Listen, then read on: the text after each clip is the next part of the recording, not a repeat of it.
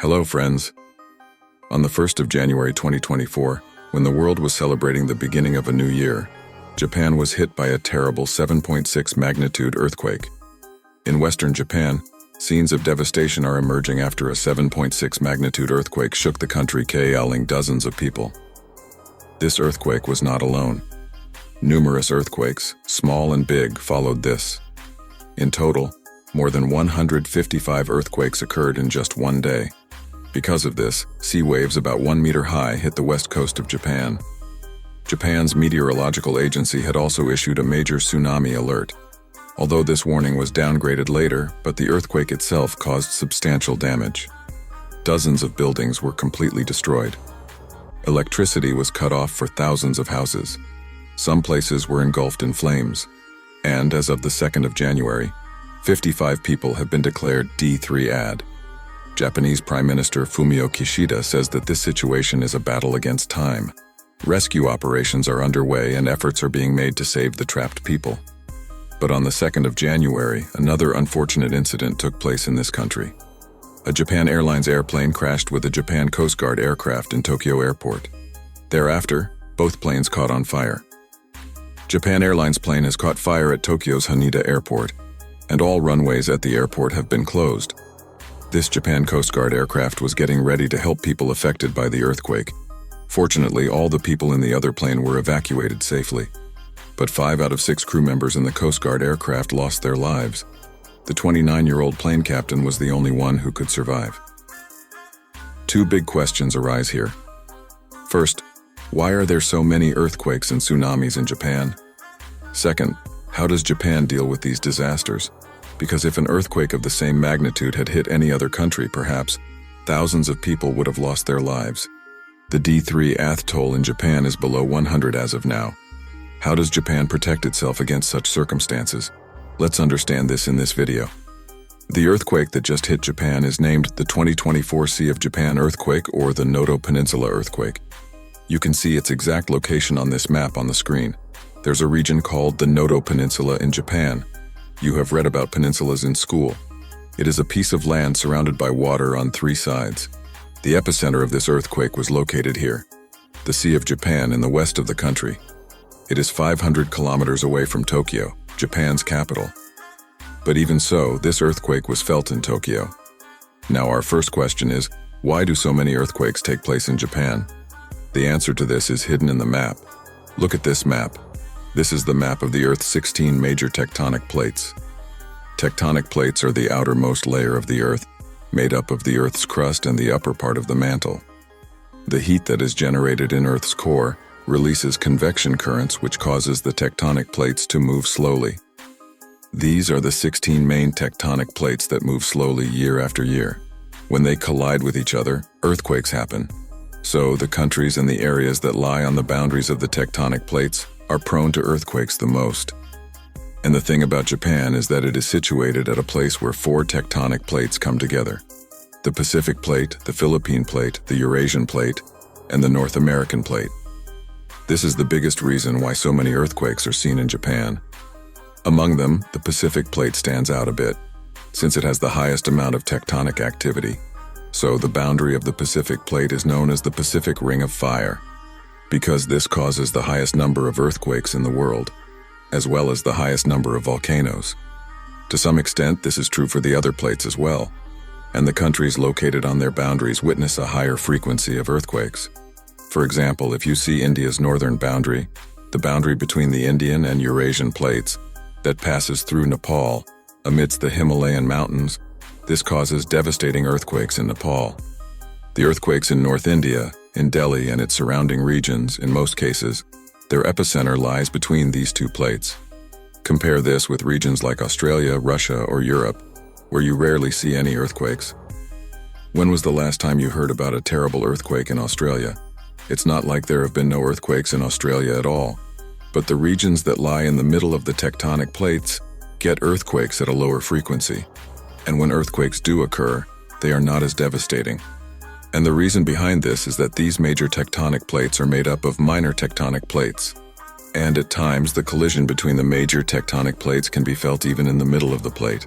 But depending on the way that these main tectonic plates collide with each other, various types of boundaries can be formed, such as the convergent boundary, when one plate collides and slips under the other, or divergent boundary, where both plates move away from each other, or transform boundary, when both plates move parallel against each other.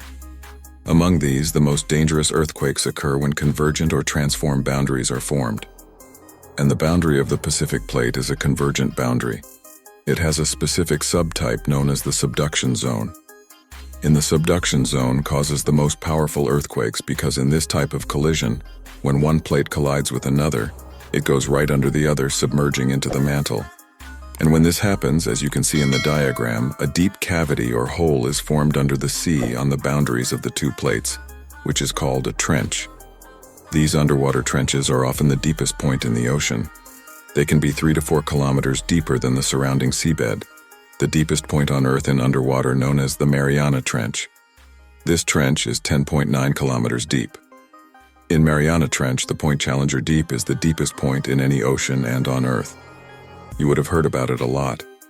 But perhaps you might not know that there is a deep trench in the east of Japan, known as the Japan Trench. The depth of this trench is 8.4 kilometers.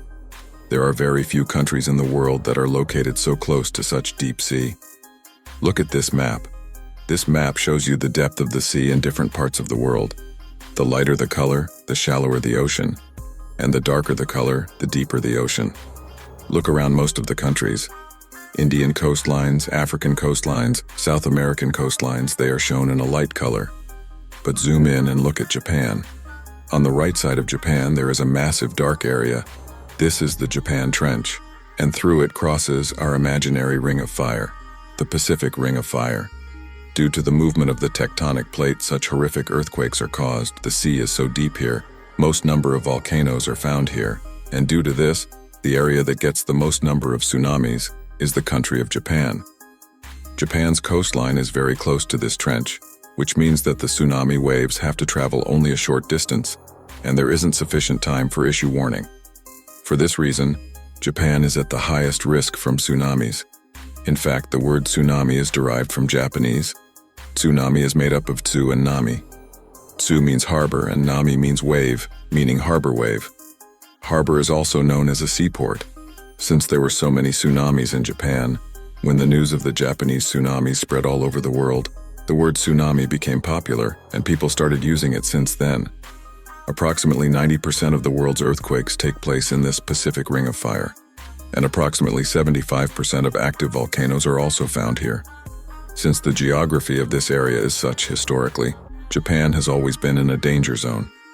But perhaps this is why Japan has been at the forefront at controlling the damage caused by earthquakes and tsunamis. What does Japan do exactly? Before talking about it, I'd like to tell you that the buildings built in Japan have to meet strict earthquake-proof standards. There are 3 standards. The lowest is the Taishin standard. The requirement mandates the minimum thickness of the pillars, walls, and beams of the buildings, so that if an earthquake shakes the building can resist it. Second is the Seishin standard, which is recommended for tall buildings where they are required to install dampers to absorb the earthquake's energy. They need to put large, thick rubber mats under the foundation of the building. These rubber mats absorb the vibrations of earthquakes very well. But there is a third standard, which is even more strict, the most advanced standard, the Menshin standard. In this, the entire structure of the building is isolated from the ground.